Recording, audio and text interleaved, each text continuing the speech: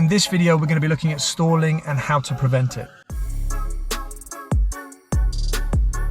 In order to make things manageable, you need to break things down into bite-sized chunks. So that's what I'm going to do in this video. I'm going to break things down, split them into chapters, focus on whichever area is causing you the problem. So if we look at stalling and why it occurs, there's generally 3 things, possibly 4 things that can cause a stall. Number 1, you're not using the correct gear at the right time, and that can create a problem. Number 2, you're not using enough gas to get yourself moving off, creating an issue where the engine sort of chokes and dies. Number 3, you're using your clutch wrong. You're lifting it up too quickly, slowly to begin with, and then you're forgetting to pause in the right place. And number 4, your head. Your head gets in the way, you get nervous, you rush. And we're going to get to the head thing right at the end.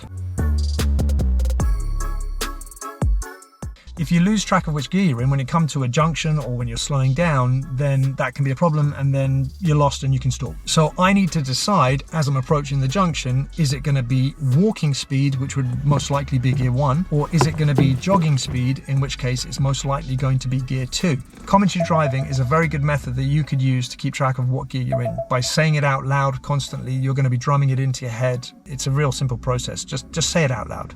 Slowing the car down, I can see my speed is dropping down below 10. I'm going to be doing walking speed, gear 1. That to me is a potential jogging speed. So I'm going to use this jogging speed. I know that I'm in gear 2. As I come around the corner, I've got to remember that I'm in gear 2 and how that translates to what I then need to do with my clutch. Amount of gas I would recommend for a normal move off would be somewhere just above 1, possibly up to 1.5, and again depending on the situation or the speed of which I want to move off. Now a diesel engine I can actually move off just on the clutch, but that's the problem. If that needle goes below this point, then the engine dies. By me adding gas, it now moves away from the point where it could possibly stall.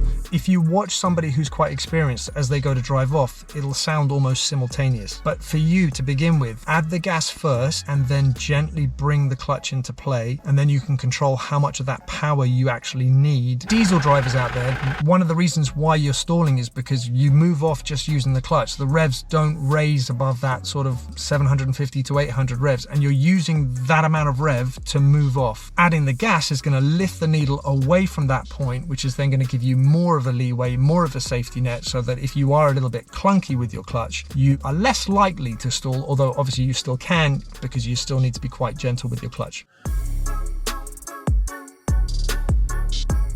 As I bring the clutch up, I want to get to the biting point, and when I get to the biting point, I kind of need to pause for a couple of seconds to allow things to sort of get up to speed, and then I can lift it up. So clutch goes down, and then what I'm going to do, I'm going to slowly start to bring it up to the biting point. I would then hold it for a couple of seconds, and then I would slowly lift it off. Take your time. So moving off from the park position, something quite tight that I'm in right now, I need to hold that clutch for a good 2-3 seconds, and then I can lift it off. As I move in, I need to cover my brake nice and early. I need to listen to my engine, and at that sort of speed, the clutch needs to go down. One of the last things that you can do when it's connected with your clutch is that you can prepare better. Let's say this is the floor and this is the biting point. Because you have that dead space at the bottom of your clutch, you could bring your clutch up a little bit so it's closer to the biting point. Make sure you're not sitting on the biting point, because if you're doing that, you can be ruining your clutch, but maybe just below it, so that when the lights change, you add that gas and then you bring the clutch slowly up. You then hold it for those 2-3 seconds, and then you slowly lift off, and then you should be able to move off nice and smoothly. Don't rush. You've got L's in your cars for a reason. Take your time. Think about all these different processes. Am I using gas? Am I in the correct gear? How long I'm holding the clutch for? Got to think about them individually. And if I rush, I'm not going to be doing that, in which case the end result is going to be a stall. That's then going to make me nervous. And then when I'm nervous, I just keep stalling. I see it happen again and again and again. You got to keep your head under control. You got to think about what it is. Step by step, you're going to really reduce the risk of stalling. Looking at that junction, that is definitely a walking speed junction, in which case I'm going to be slowing down. I'm going to be going to gear 1. After I've done my observations on the junction, I'm going to be lifting my foot off the brake, I'm going to be adding a bit of gas, and I'm going to be finding that biting point, and I'm going to be holding it for a good 2 to 3 seconds, and then I lift it off. So again, I'm using my gas pedal. I'm going to find that biting point, 1 second, 2 seconds, 3 seconds, then I can lift it off. In this video, I've gone through some of the processes of what causes a stall. That's the end of part 1. In part 2, it's all about the clutch. If I've already released it, you should find a link up here or here. And if I haven't released it yet, well, I'll leave a spot open for it. See you in the next one. I hope you've got some value out of this video. If you like what you've seen here, hit that like button, subscribe, and then you know when the next video is coming out.